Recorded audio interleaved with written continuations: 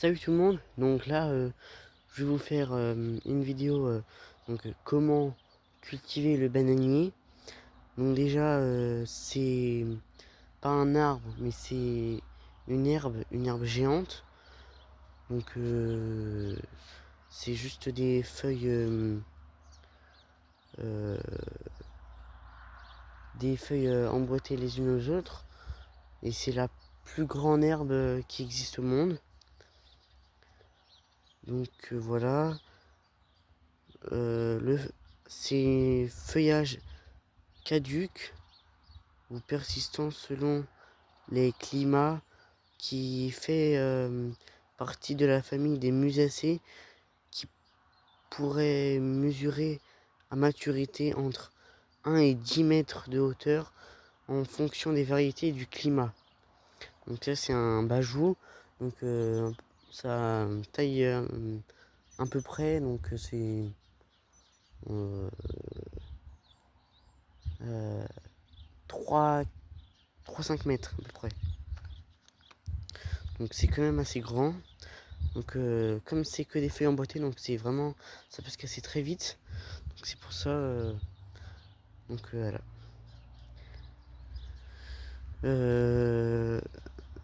Sous nos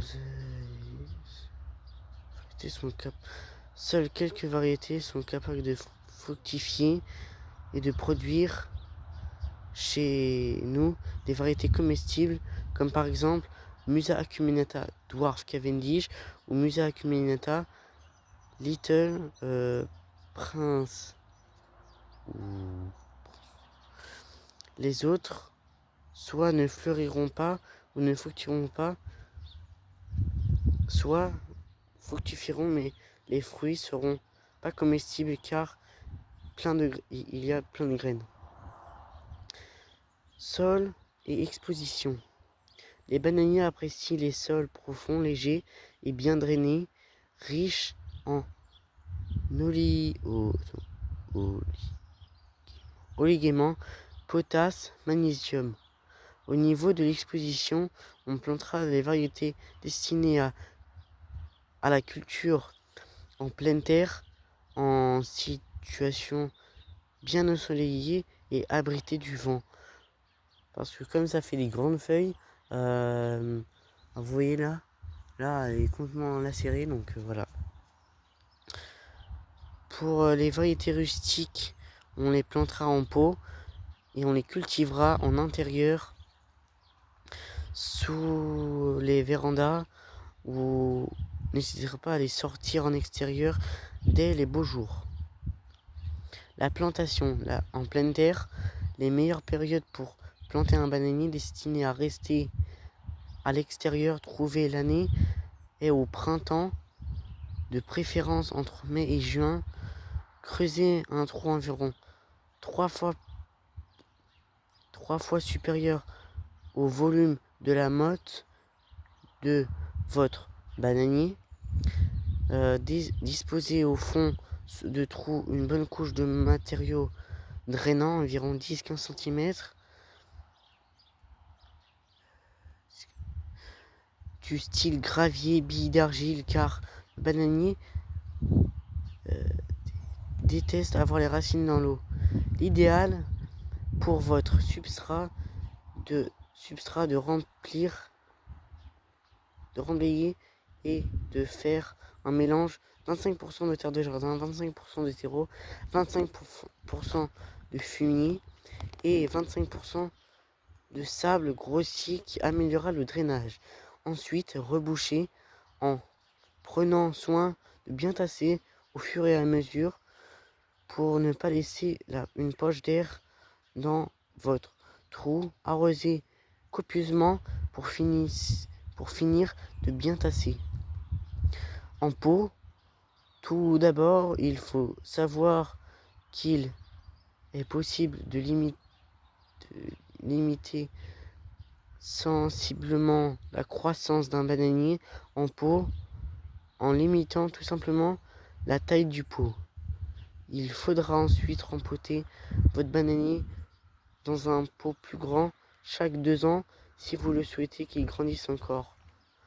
Ou alors tout simplement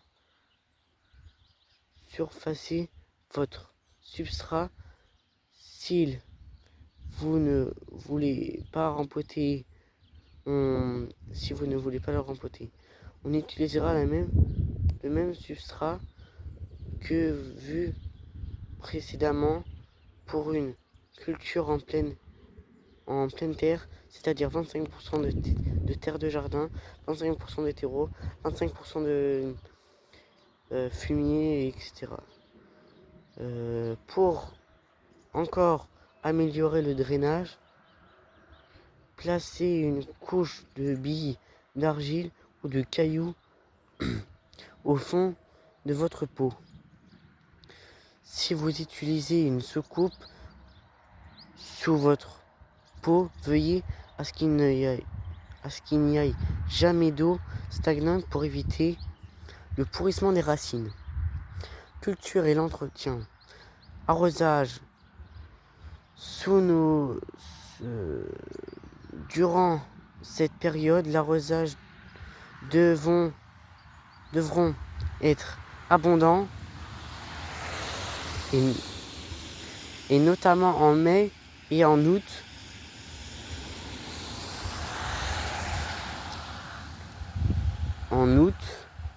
De manière à ce qu'il soit toujours humide. En plus de l'arrosage traditionnel, il faut régulièrement pulvériser le feuillage pour recréer l'humidité de son milieu tropical d'origine. Car cette pulvérisation, on utilisera l'eau tempérée douce à laquelle on pourra rajouter en fin de saison du fer soluble. C'est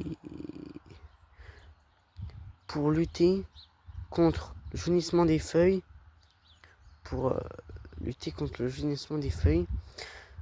Nutrition. Les bananiers étant des plantes très gourmandes, on fera régulièrement des apports en engrais type NPK 20-20-20, surtout pour les cultures en pot. La multiplication du bananier peut se faire soit par semis en avril, soit en avril-mai, soit par bouturage des rejets en automne. La technique du semis est très longue et aléatoire. La meilleure façon de procéder, c'est le bouturage par les rejets. Bouturage des rejets. Choisissez un rejet qui ont une hauteur d'au moins 10 cm. Procédez avec un couteau préalablement désinfecté à l'alcool. Séparez les jeunes rejets